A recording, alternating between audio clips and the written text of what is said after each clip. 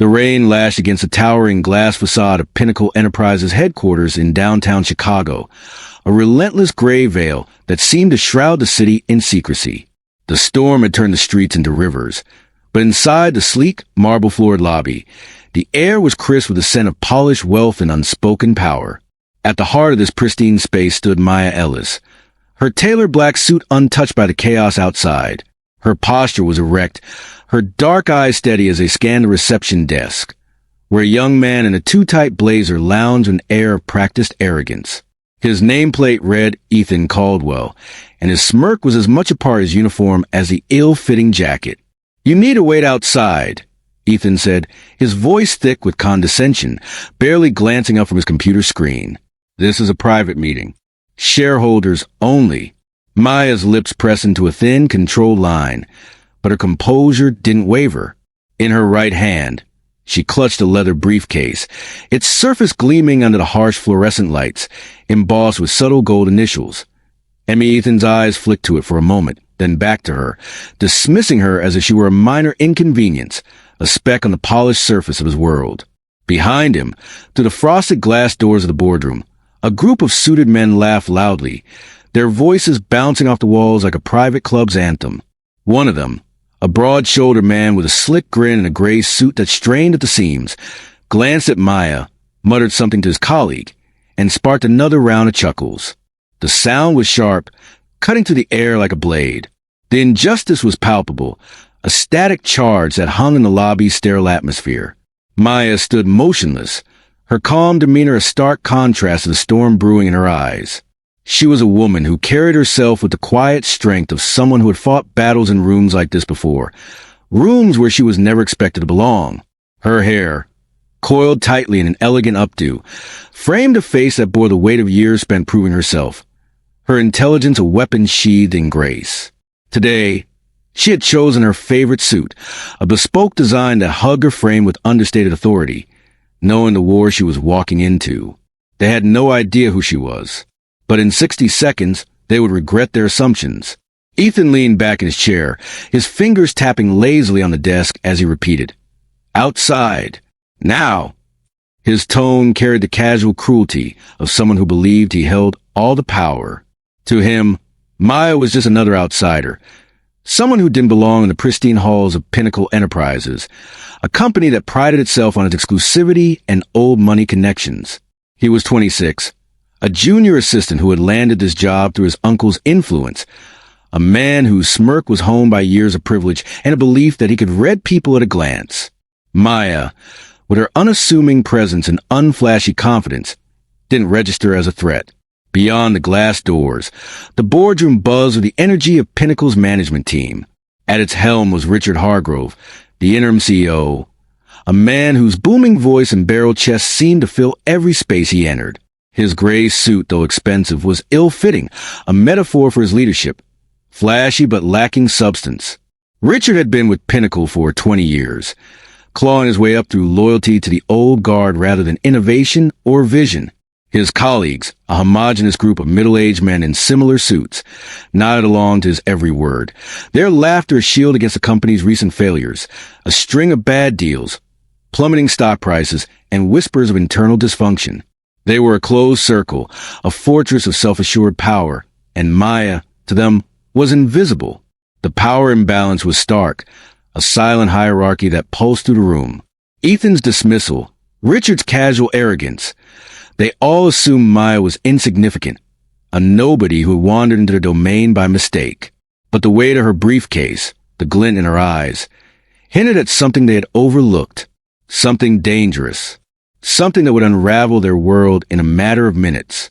Maya took a single step closer to the reception desk, her heels clicking softly on the marble floor, each sound deliberate, like a metronome marking the rhythm of her resolve. "I'm here for the shareholder meeting," she said, her voice calm but firm, like a river carving through stone. There was no anger in her tone, only a quiet certainty that made Ethan smirk falter, if only for a moment. He didn't look up from his computer. "I said, wait outside. You're not on the list." His fingers hovered over the keyboard, his posture radiating impatience, as if Maya's presence was an annoyance he could swat away. Her brow lifted slightly, A subtle challenge. Check again. Maya Ellis. Ethan sighed, exaggerating the motion as he tapped a few keys, the screen's glow reflecting in his glasses. His smirk widened, a performance of the men watching from a boardroom. Nope. No, Ellis. Maybe you're at the wrong building. His tone was mocking now, laced with confidence that bordered on cruelty. The men in the boardroom glanced over again, their laughter quieter now, replaced by curious stares. The glass doors parted, and Richard Hargrove stepped into the lobby, his presence like a storm cloud rolling in. His broad frame blocked the light, casting a shadow across the desk. "What's the hold-up, Ethan?" he asked, his tone impatient, his eyes landing on Maya. For a moment he paused, assessing her suit, her briefcase, her unyielding calm. Then he chuckled, a low, dismissive sound that echoed through the lobby. "Miss, this is a private meeting. If you're here for a job interview, HR is on the 5th floor." The words landed like a slap, sharp and deliberate, designed to put her in her place. The executives behind him stifled their laughter, their eyes glinting with amusement. But Maya's expression didn't falter. She tilted her head slightly, her voice steady, cutting through the tension like a blade. "I'm not here for an interview, Mr. Hargrove. I'm here to attend the meeting." Richard's smile tightened, his eyes narrowing as he registered her use of his name. "You know my name." "That's cute," he said, his voice dripping with condescension. "But I don't know yours, and I know everyone who matters in this company." He turned to Ethan, his tone sharp. "Escort her out." Ethan stood, puffing out his chest, his earlier smirk returning as he prepared to assert his authority. But Maya didn't move. She set her briefcase on the desk with a deliberate thud, the sound reverberating through the silent lobby. "Before you do that," she said, her voice low but commanding, "you might want to check the shareholder registry. Section 4, page 12. My name's there." The room went quiet, the air thick with tension.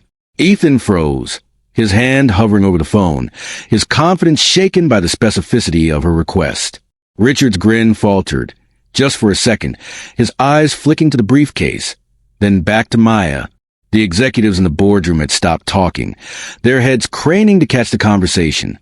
Sensing a shift in the atmosphere, Ethan hesitated, then sat back down, his fingers moving quickly over the keyboard as he pulled up the registry. His confidence was slipping, his movements less certain.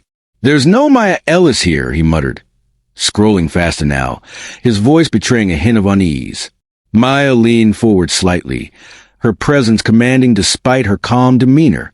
"Try Ellis Ventures. I'm the principal shareholder."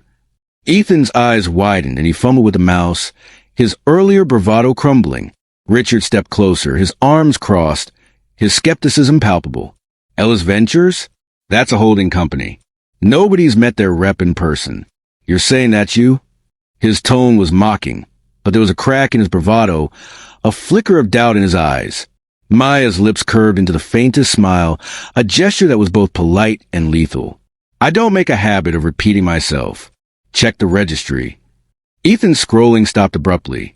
His face paled as he stared at the screen, his mouth opening slightly.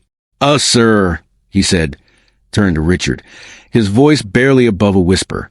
She's listed. Ellis Ventures owns 42% of Pinnacle's shares."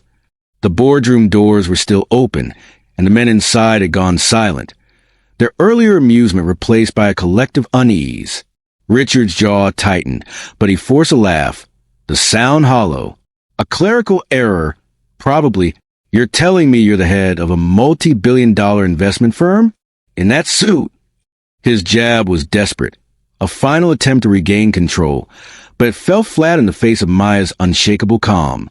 She didn't flinch. Instead, she opened her briefcase with a slow, deliberate motion, pulling out a single document and sliding it across the desk. "This is my voting proxy, signed and notarized. I suggest you read it carefully." Richard snatched the paper, his eyes scanning the text with growing urgency. His smirk vanished, replaced by a look of dawning horror. The document was pristine, the signatures unmistakable. Maya Ellis wasn't just a shareholder. She was a controlling shareholder, holding the power to reshape the company's future. The lobby seemed to shrink, the air heavy with the weight of what was unfolding. Richard's hand trembled slightly as he handed the document back to Ethan, who was now visibly sweating, his earlier arrogance replaced by panic. This doesn't prove anything, Richard stammered, but his voice lacked conviction, his bluster unraveling like a cheap suit. Maya stepped past Ethan, her gaze locked on Richard, her presence a quiet force that filled the room. It proves everything, she said, her voice like steel, each word deliberate and precise. I've been watching Pinnacle for years. Your mismanagement, your inflated contracts, your culture of exclusion. I bought my shares quietly through Ellis Ventures because I knew you'd never take me seriously otherwise. Richard's face reddened, his fists clenching at his sides. You don't get to walk in here, and he began, but Maya cut him off, her voice sharp and unyielding. I'm not finished, she said, her tone leaving no room for argument. She turned to the boardroom, where the management team was now standing, their faces a mix of confusion and dread. My name is Maya Ellis, CEO of Ellis Ventures. I own 42% of this company, which means I own you. The room was silent, save for the faint hum of the air conditioning. Richard's mouth opened, then closed, his earlier confidence reduced to ash. Ethan sank into his chair, his hands trembling as he stared at the screen, as if hoping it would change the truth. The executives in the boardroom exchanged nervous glances, their earlier laughter a distant memory. Maya's voice dropped, each word a hammer striking a nail. You told me to wait outside. You assumed I didn't belong. But I've been in this game longer than most of you, and I built an empire while you were busy laughing at people like me. Her eyes swept the room, taking in every face, every flicker of fear. You thought you could keep people like me out. You thought you were untouchable. You were wrong. She stepped into the boardroom, her presence a tidal wave that swept aside the last remnants of their arrogance. The management team parted, their eyes darting nervously as she set her briefcase on the table and opened it with a soft click. She pulled out a stack of folders, each one meticulously labeled, and placed them on the table with deliberate calm. These, she said, her voice steady but laced with authority, are performance reviews for every executive in this room. I've had my team audit your work for the past 6 months. The results are disappointing, to say the least. Richard tried to regain control, his voice rising in desperation. You can't just... I can... Maya interrupted, her tone final. As the majority shareholder, I'm calling an emergency board meeting. Right now. She gestured to chairs, her movement graceful but commanding. See? The executives hesitated, their faces pale, their earlier confidence shattered. One by one, they obeyed, sinking into their chairs as if pulled by an invisible force. Maya stood at the head of the table, her presence filling the room like a storm about to break. Pinnacle Enterprises has been bleeding money for years, she said, her voice calm but unrelenting. Your leadership has driven this company to the brink. Failed projects, insider deals, a toxic workplace. You've built a house of cards, and I'm here to tear it down. She opened one of the folders, sliding it toward Richard with a precision that felt almost surgical. Your pet project, the Triton deal? It cost the company $200 million in losses. You approved it without due diligence, ignoring the red flags my team uncovered months ago. She turned to another executive, a man with a pinched face and nervous eyes. And you, Mr. Carter, your department's turnover rate is 40%. Employees are leaving because of your harassment complaints, which you buried under a mountain of paperwork. The room was a graveyard of stunned faces, the air thick with the weight of their exposed failures. Maya's voice grew quieter, more dangerous, as she continued. You thought you could keep people like me out. You thought you were untouchable. But you're not. Not anymore. She leaned back in her chair, her eyes sweeping the room, taking in the fear, the shame, the dawning realization that their world was crumbling. Effective immediately, she said, her voice ringing with finality. I'm dissolving the current management team. You're all terminated. The executives gasped, their protests rising in a chaotic murmur, a desperate attempt to cling to their power. Richard slammed his fist on the table, his face a mask of fury. You can't do this. I've been with this company for 20 years, Maya finished for him, her tone cold and unyielding. "And in that time, you've driven Pinnacle into ground. My legal team is already drafting the severance agreements. You'll be escorted out by security." As if on cue, the glass doors opened and a team of security guards entered, their faces impassive, their presence a silent confirmation of Maya's authority. The executives' protest died in their throats as they were let out, one by one, their footsteps echoing in the silence. Richard lingered, his face a mix of fury and disbelief, his hands clenched at his sides. "This isn't over," he hissed, his voice trembling with rage. Maya met his gaze, her eyes unflinching, her voice calm but deadly. "It is for you." As the room emptied, Maya stood alone at the head of the table. The city skyline framed behind her through the floor-to-ceiling windows. The rain had stopped, and a sliver of sunlight broke through the clouds, casting her shadow across the room. She didn't smile. She didn't gloat. She simply closed her briefcase with a soft click and walked out, her heels echoing in the silence, a sound that lingered like a promise. The camera lingered on the empty boardroom. The chairs askew, the folders still scattered on the table, a testament to the upheaval that had just taken place. A voiceover, warm but resolute, filled the silence, its words carrying the weight of truth. Maya Ellis didn't just fire a management team that day. She dismantled a system that thrived on exclusion, arrogance, and unchecked power. Her story isn't just about one woman's victory. It's about every person who's ever been told they don't belong, every voice dismissed, every dream underestimated.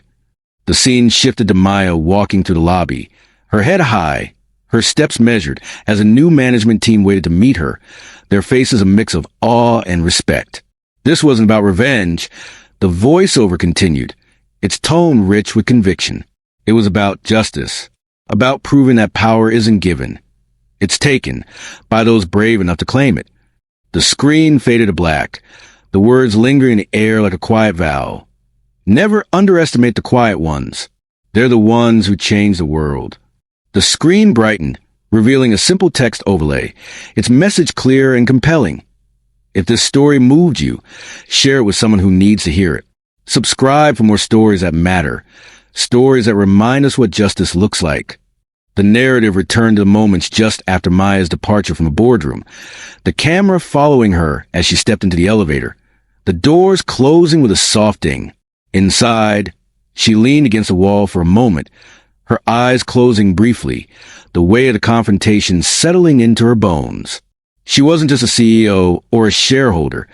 She was a woman who had spent her life navigating rooms like this, rooms filled with men who looked past her, underestimated her, dismissed her. Each victory, like this one, was a brick in the foundation of her empire, built not on vengeance but on the quiet, relentless pursuit of justice. The elevator descended, and the camera lingered on her reflection in the polished metal doors, her face a study in calm determination. She had grown up in a small apartment on Chicago's South Side, the daughter of a schoolteacher and a factory worker, her dreams fueled by late-night conversations about fairness, about making a difference. Her parents had taught her that power wasn't about wealth or titles. It was about standing tall in the face of those who try to make you feel small. And today, she had done just that. The scene shifted to a flashback, a younger Maya sitting at a worn kitchen table. Her mother's voice soft but firm. "They'll try to tell you who you are, Maya," she had said, her hands folding over her daughter's. "Don't let them. You define yourself." The memory faded, replaced by the present.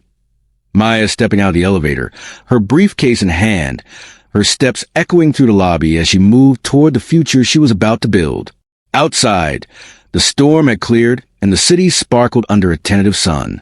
Maya paused at the glass doors, her reflection merging with the skyline beyond. She had spent years preparing for this moment, acquiring shares through Ellis Ventures, a company she had founded in her late 20s after clawing her way through the cutthroat world of finance. She had faced skepticism, bias, and outright hostility, but she had never wavered. Each share she purchased was a step toward this day, a day when she would walk into a room that tried to exclude her and leave it transformed. The camera panned to the boardroom, now empty, the folders still scattered across the table, a silent testament to the upheaval. The voiceover returned, its tone reflective but resolute. Maya Ellis didn't just change Pinnacle Enterprises that day. She changed the narrative. She reminded us that power isn't about who you know or how loud you speak. It's about what you know, what you build, and what you're willing to fight for. The scene shifted to the new management team, a diverse group of professionals handpicked by Maya, their faces alight with determination as they gathered in a smaller, less ostentatious meeting room. They were young and old, men and women, from backgrounds as varied as the city itself. Maya stood at the front, her voice steady as she outlined her vision for Pinnacle, a company that would prioritize innovation, inclusivity, and integrity over the old guard's cronyism and greed. The camera lingered on her face, her eyes bright with purpose, as the voiceover concluded. This is the story of Maya Ellis, but it's also the story of every person who has ever been underestimated, overlooked, or told to wait outside. It's a reminder that the quiet ones, the ones who carried away their dreams in silence, are the ones who change the world. The screen faded to black once more, the final words echoing in the silence. Never underestimate the quiet ones. They're the ones who make history. The text overlay returned, its message simple but powerful. If the story inspired you, share it with someone who needs to hear it. Subscribe for more stories that matter, stories that remind us what justice looks like.